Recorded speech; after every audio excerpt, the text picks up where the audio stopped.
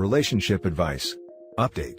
My 34 male wife, 28 female, wants to name our baby after her dead ex-boyfriend. Original post. When my wife and I met, she had broken up with her boyfriend almost a year prior. We went on a couple of dates, until I noticed she slowly stopped talking to me. I found out she had gotten back with her boyfriend. We remained friendly since we would run into each other at the gym. That's how we met. A year later, they break up. I decided to go for it again and asked her out. She was pretty upfront about him, and I learned that they had been off and on for almost 4 years. She left him because he started to get abusive. We get married a little over a year later. A few months later, she gets pregnant. Last week, I was sitting in the kitchen studying until I heard my wife yell out, crying. I ran over to her to ask her what was wrong. She had difficulty speaking, but she eventually showed me a post on Facebook that a mutual friend between her and her ex had posted. Her ex had gotten into a motorcycle accident and had died. My wife was an avid motorcyclist who stopped riding once she got pregnant. She knew how passionate he was about motorcycle riding just as much as her, and how tragic it is. I console my wife and help her get to bed, letting her know that I'm here for her. I didn't think much about the whole thing, until my wife told me last night that she wants to name our baby after him. I hesitated for a bit and told her that I feel uncomfortable with it. For one, it's her ex. Second, he was abusive. Why would she want to honor someone like that? My wife got pretty upset and just wouldn't hear me out on my reasons. She won't talk to me at all. Am I really in the wrong here? I'm just thinking that my wife is extremely emotional at the moment since she's pregnant and trying to process her ex's death. Any advice? Now for the top advice before reading the update. Okay, I'll be the a-hole here. Is the kid yours? She's left you for him before, you got married really quickly, and she got pregnant shortly after. It doesn't exactly sound like she was over him given her response and wanting to name the kid after him. On the not a-hole side, you are absolutely correct in not wanting to have your child named after her ex. That's an incredibly disturbing thing to have to explain, which shouldn't even be an issue in the first place. I really hope she's just being in a heightened emotional state because that is very disrespectful to you and the marriage. To add on to the a-hole theory about the cheating, it won't be strange if she cheated and stuck around due to you being the safe choice. That is, the guy she'd be okay settling down with to start a family, etc. Marrying someone a year in is never a good idea, especially after they've had a major breakup. But yeah, naming your kid after her ex is absurd. But keep in mind that some people tend to disregard the terrible things they've done due to them being dead. To them the dead are perfect and can do no wrong, even if they were jerks in real life. Just think about how every time you said your kid's name you would think about the ex and how your kid would feel knowing he was named after his mom's ex-boyfriend. That kid's going to feel messed up when they find out, and it will put a huge strain on their relationship with your wife.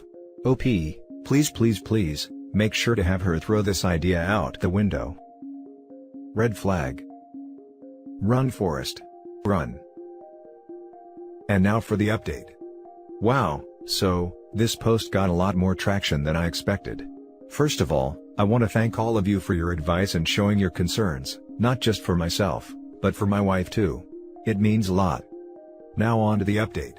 For Easter, we already had plans with her family to go to church and then have a barbecue at her sister's.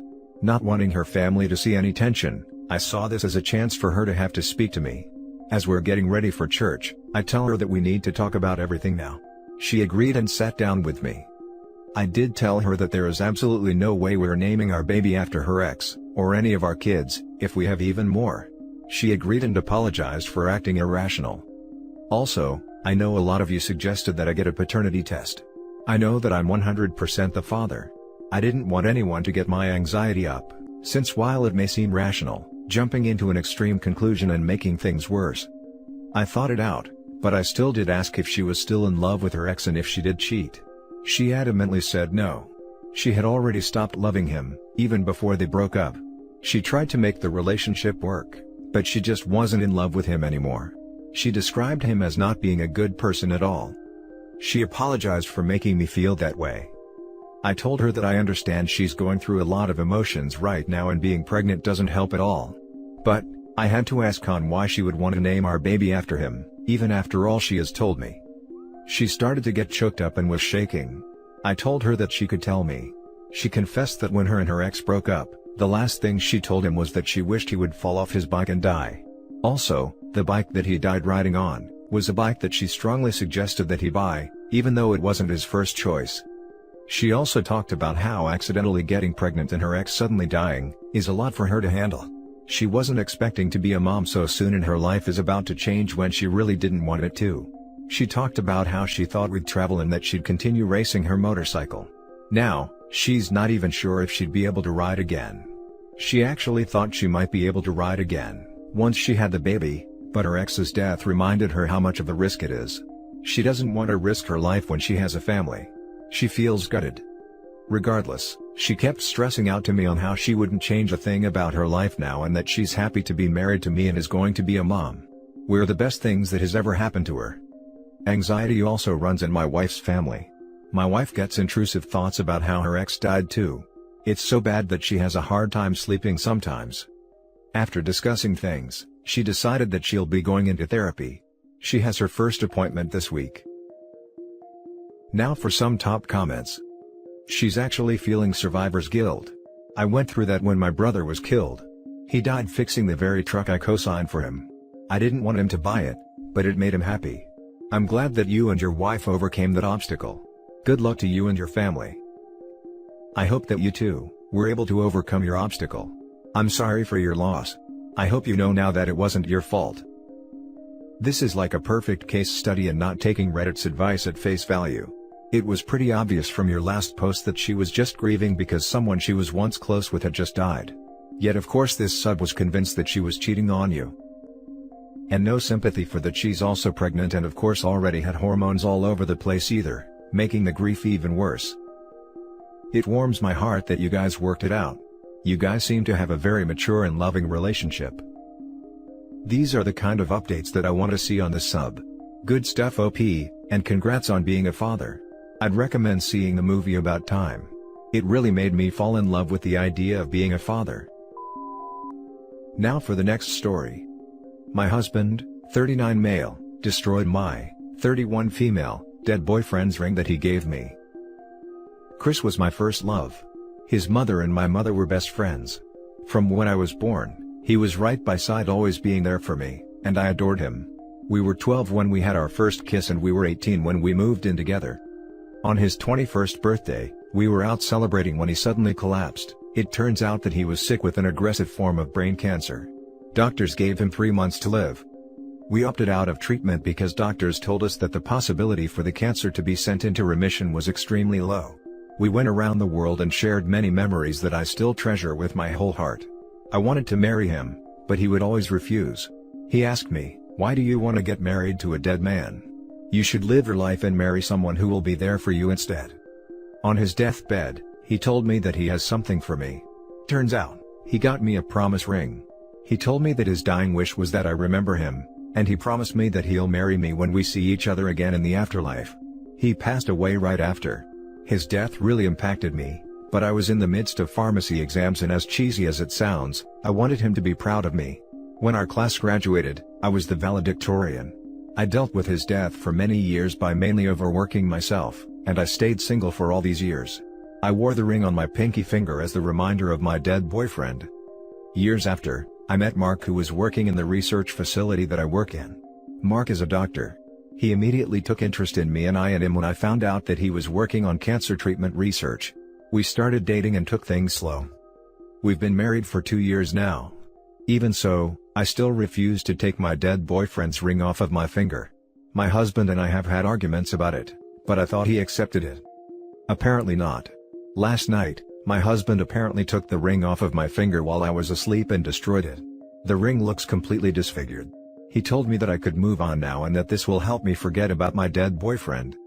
I haven't been home since then. I'm asleep at my parents' house. I don't know what to do or how to talk to him. Please help. I've been crying non-stop. Now for the top advice. I was a jeweler for years. Please take the ring to a jeweler. You can't believe the situations rings get into, and often they're fixable, even if they look totally beyond repair. We reconstructed rings that went into garbage disposals, went through lawn mowers, and had to be cut off by emergency medical technicians. A skilled jeweler might be able to make your ring just like new. In the unlikely event that it isn't repairable, They might be able to incorporate any stones or the metal into a new piece of jewelry like a necklace so you can continue to remember Chris through his gift. And while you're at it, get a new husband. You want to grow old with a man that has a heart, don't you? That's a good recommendation, and sounds like it might be worth a try for OP. Your husband prioritized his own insecurities above your mental health. That's some BS. He's literally telling you it's more important to me that I not have to cope with my own jealousy than your happiness is. That's BS, and I don't know that I'd be able to go back to a relationship with so little trust. I know, right, and he's a flipping doctor. Mental health can affect your physical health. He should know that if he's a doctor. Oh hun, I'm so sorry. To destroy something that important to you, that is not love. To me, it sounds like your husband has jealousy issues and that is a big red flag. You chose to marry him and that should be enough, instead of such a brutal overstepping of boundaries and being jealous of the dead. I'd suggest a marriage counselor as a first step. But if it were me, my heart would be broken and so would my love for this jealous man. Lots of love and hugs from Canada girl. Now for the last story. Update. My 27 female, son 6 doesn't like my boyfriend, 31 male. Everyone thinks I should break up with him but I don't want to. What do I do?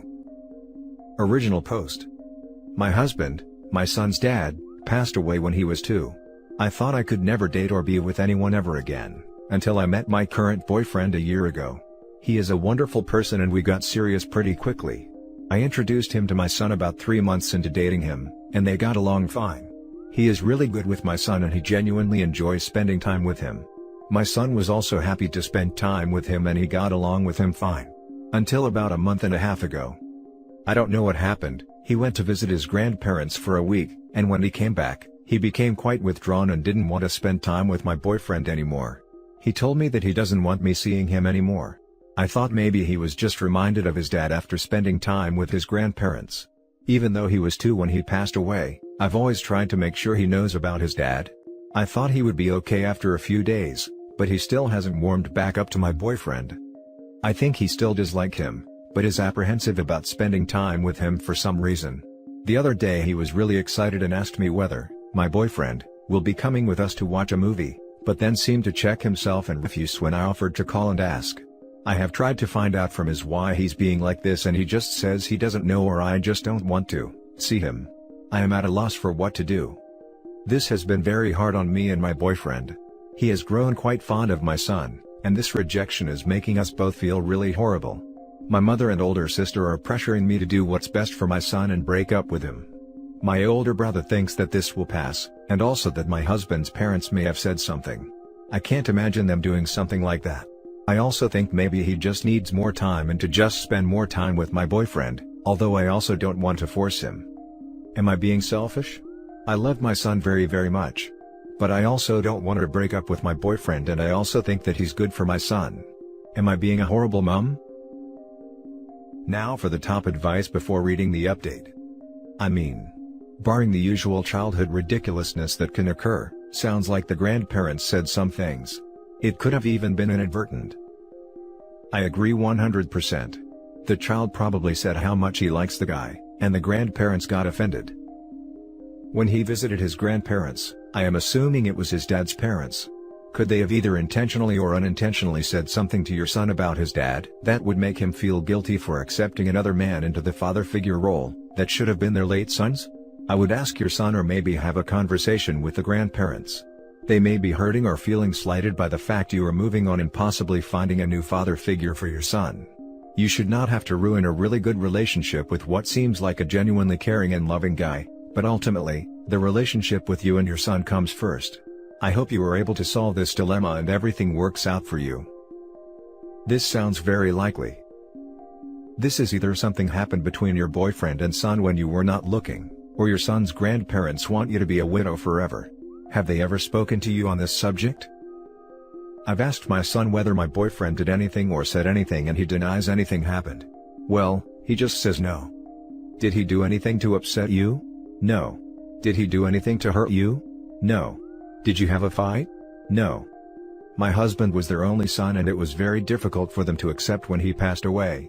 They've never directly said anything to me. Now for the update. Turns out it really was something his grandparents said, as many of you suggested. They said some things that made my son think that my boyfriend and I will make our own family, and he'll be the fifth wheel and I will no longer love him. I reassured him and made sure he understood I will always love him, and that he will only have more people love him, not less. Boyfriend and I agreed we needed to spend more time together with him, and we've been doing that, and he's warmed up to boyfriend surprisingly quickly. So that's working out really well, and my boyfriend has been really wonderful throughout this. I feel kind of ashamed for even considering breaking up with him. I've been told I told you so by my brother. I have been putting off talking to his grandparents. But I will definitely talk to them before I let my son spend time with them again. I want to make it clear to them that it's not acceptable to say or insinuate things like that to my son, but also want to reassure them that they will get to see him, so long as they don't put weird ideas in his head. I think I will see them by myself and lay it all out, and then maybe have a little break before letting my son visit them. Edit. Thank you all for your kind words and advice. Honestly overwhelmed by the number of responses. Wasn't expecting it.